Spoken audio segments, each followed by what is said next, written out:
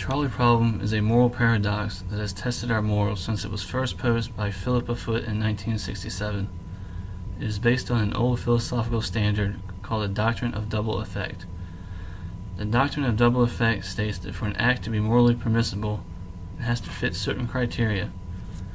These criteria include having a good outcome, the outcome has to be at least as important as the action taken, the action cannot be taken for purposes of evil, and the good effect has to be produced by the action taken and not by the bad effect.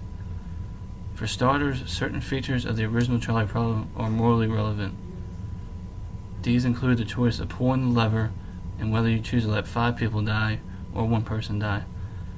These factors morally challenge us to think about what choice we are going to make. Either way, someone has to die and the choice is in our hands.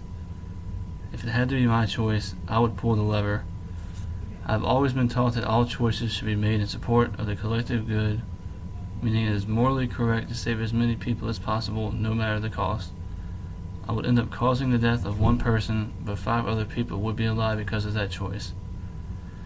5 people would be able to go home to their families and continue to contribute to society.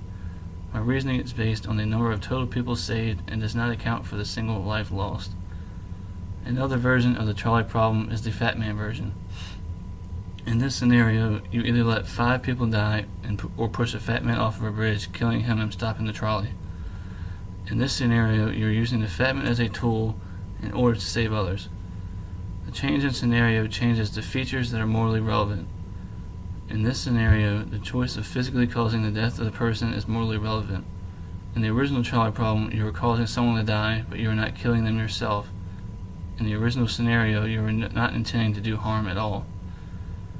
I think moral relativism in this case is an insufficient explanation of the diverse reactions to the original trolley problem because there is no way to properly and efficiently judge the behavior of a different society or ethical system because no society is more right than another. Moral relativism is pointless in my opinion because it makes the assumption that one moral system is correct and all other systems are flawed or incorrect. Moral relativism is a strong attempt at destroying the concept of ethics, which is what this class is all about. In conclusion, I believe moral relativism is in no way at all a sufficient explanation of the diverse reactions to the modified version of the trolley problem. There is always going to be 2 sides to every decision, and you cannot discount the decision someone makes because you disagree with it. There will always be 2 sides, and your opinion is not going to be more important than someone else's, even if your viewpoint is right and theirs is not in your opinion.